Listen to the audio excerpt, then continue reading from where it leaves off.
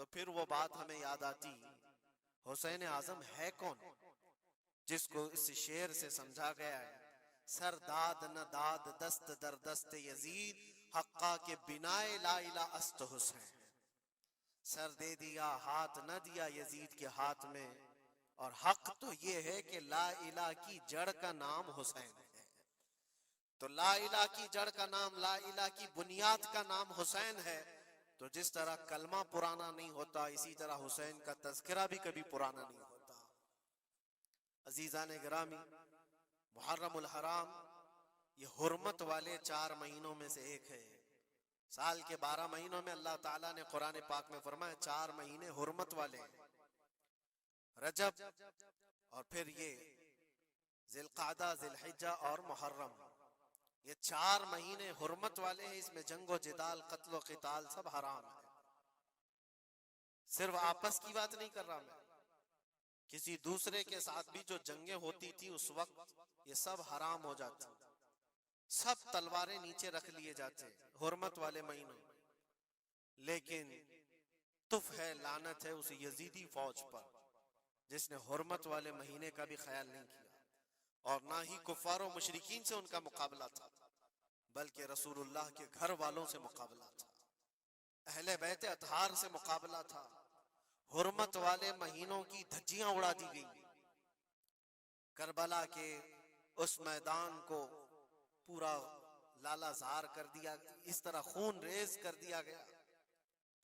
ہر جگہ اہل بیت کے ٹکڑے نظر آتے تھے. وہ ایک عظیم سانحہ ہے، ایک عظیم حادثہ ہے جس کو رہتی دنیا تک بھلایا نہیں جا سکتا. آج میں تھوڑی باتیں عرض کر کے آپ کے سامنے یہ بات رکھوں گا. اللہ کے نبی صلی اللہ تعالیٰ علیہ وسلم نے اس حرمت والے مہینے کی فضیلت بھی بیان فرمائی، اور اس محرم میں حضرت حفصہ رضی اللہ تعالیٰ عنہ جو حضور کی زوجہ ہیں، وہ فرماتی ہیں رسول پاک صلی اللہ تعالیٰ علیہ وسلم 4 عمل زندگی میں کبھی ترک نہیں کرتے تھے، چھوڑتے نہیں تھے. وہ کیا ہیں؟ تو آپ فرماتی ہیں ان میں سے ایک عاشورہ کا روزہ حضور کبھی نہیں چھوڑتے تھے. عاشورہ کا روزہ رسول پاک صلی اللہ تعالیٰ علیہ وسلم کبھی ترک نہیں فرماتے. اس کی بڑی فضیلت ہے. یہ عاشورہ کیا ہے؟ 10ویں محرم کے دن کو عاشورہ کہا جاتا ہے. بڑا تاریخی دن ہے، اور بلکہ اللہ کے نبی صلی اللہ علیہ وسلم نے یہ بھی فرمایا قیامت بھی اسی دن کو آنے والی ہے.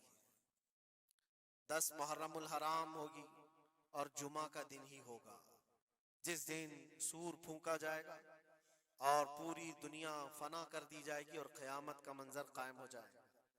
عاشورہ کا دن آتا ہے تو اے مومنو، سب کے سب اللہ کی بارگاہ میں دوڑ آ جاؤ، عبادت کے لیے لگ جاؤ. اور اس دن یہ یاد کرنا چاہیے کہ یہی وہ دن ہوگا جب ہمیں بارگاہ رب العزت میں کھڑا کیا جائے گا. اولین سے لے کر آخرین تک جتنے بھی پیدا ہوئے اس روئے زمین پر سب کو اٹھایا جائے گا، حساب و کتاب ہوگا، اور وہ 50,000 سال کے برابر کا ایک دن ہوگا. اس دن کو یاد کر کے عاشورہ کا اہتمام کرنا ضروری ہے. عاشورہ میں تو ویسی یادگاریں بہت ہیں. آدم علیہ السلام کے متعلق ان کی توبہ اسی دن قبول ہوئی.